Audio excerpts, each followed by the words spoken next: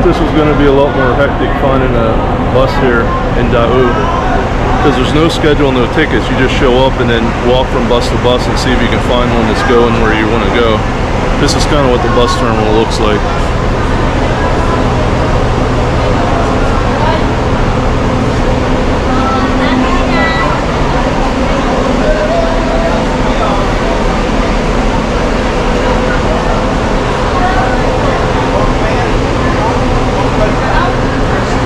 See they just put the signs on the window that says where it's going.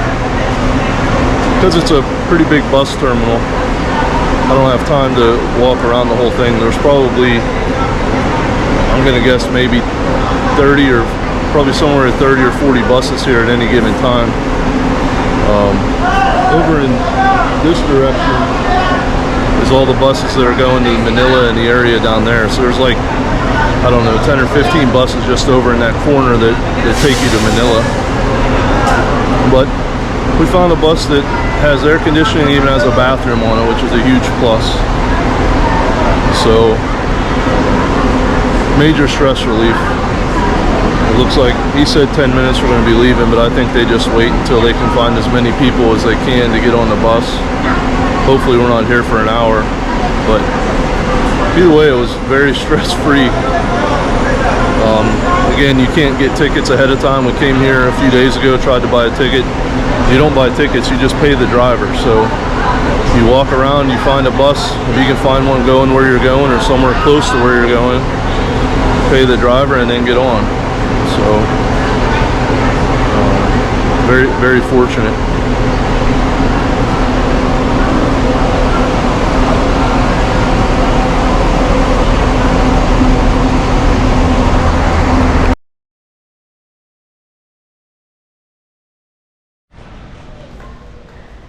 Well, we made it to Baguio.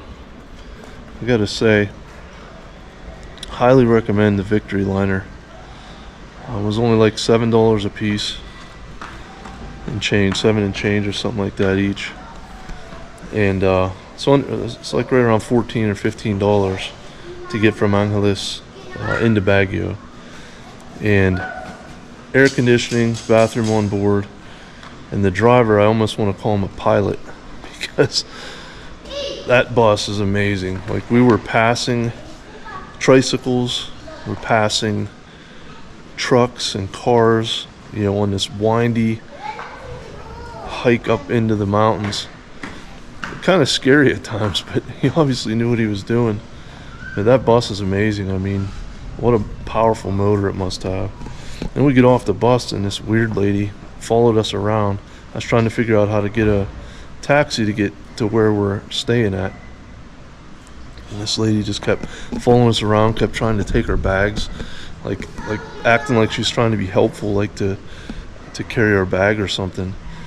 And then I get the taxi, she jumps in the front seat and we have no idea who this lady is. And I told the taxi driver, I'm like, she's not with us, you know. And and he just sat there, and it took a good 5 minutes before she would finally get out. I couldn't understand what they were saying, but she's talking back and forth. And finally she got out, and he was pointing at the meter. So it's like we're sitting there, the meter's running, and this lady won't get out of the, taxi. And it's like, you don't even know where we're going. You don't know who we are. Just some of the wild stuff that happens over here. So then we get to the place that we're staying. I'll give you kind of a look.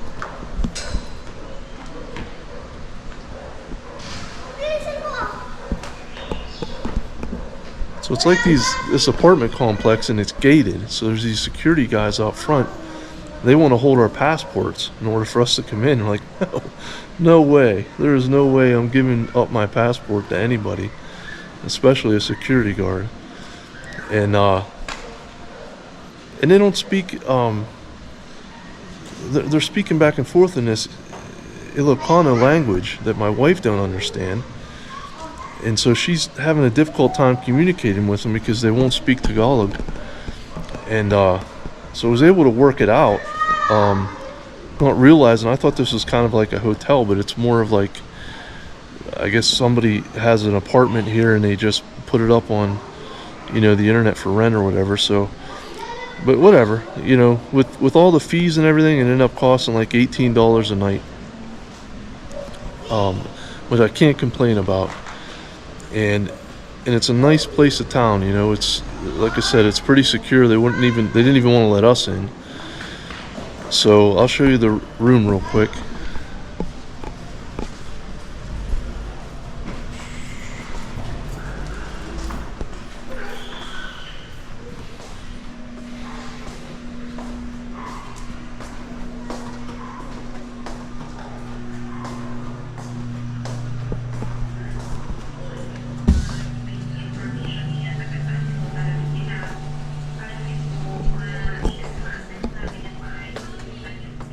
So this is I guess you call this the master bedroom.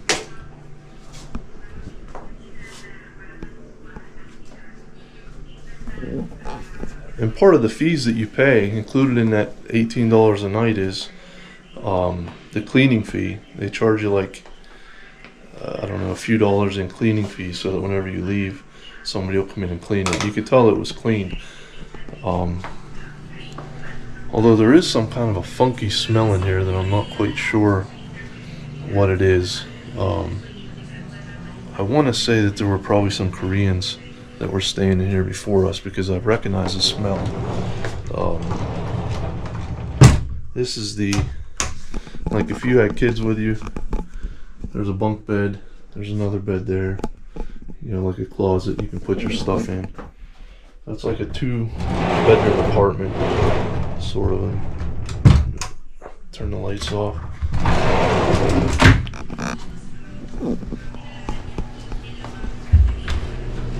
The bathroom is Filipino style, which means the floor is going to be wet because the shower leaks out into here. But other than that, it's clean. I mean, that's kind of to be expected here. That's, like I said before, it's the way a lot of the bathrooms are. The nice thing I like about this particular unit is we have a place to cook. We have the silverware. We have a skillet. There's you know, bowls and plates and stuff. They gave us the dish liquid so that we can clean up. There's a rice cooker. There's a hot water maker. A small fridge. You can put stuff in. I turned this on, but it doesn't seem like it's getting cold in here. Try turning it up. I plugged it in. Or did I plug it in? I most certainly did not. Oh. That might help. Okay. So we got it plugged in. The internet is fantastic. So it took me a minute to get it wound up, but I'll show you. See if I can do a speed test. As I said, internet's one of the most important things. Like, I was taking my class last night on Zoom, and the internet shut down right in the middle of the class, and it took me 15 to 20 minutes to for their internet to reboot there. As you can see, so let's say 59 down and 63 up. You know, that's pretty good. That's not too shabby. We got a little table area, little place you can eat right here. And somebody was obviously in here today because they got the right date up, I think. You know, it's weird because nobody checked us in. We just come in. I was like, well, where's the keys? And the guard says, oh, don't worry about the keys. We'll come by and check on the place. Like, yeah. So we got some keys hanging right there. And got a decent sized TV, little couch area. I opened up the windows to try to air out that funky smell, whatever it is. But yeah, so far, no complaints. We're at, I think maybe 1 to 2 miles or something like that out of town, if you want to call it town. Baguio is kind of set up on a mountain, and there's like the town is like all spread out. So it's not like there is, I guess you'd call a center city area, and we're probably a few miles away from that. But yeah, so that's the room, that's the experience. So far I'm happy, other than that funky smell, and I'm hoping I can manage with that. But we're gonna figure out how to go get some groceries and get something to eat. I was trying to check around to see if there's an evening church service today, because it is the Lord's Day, and I'd like to go worship with some local people here if I can find an evening service. But okay, that's it for this video.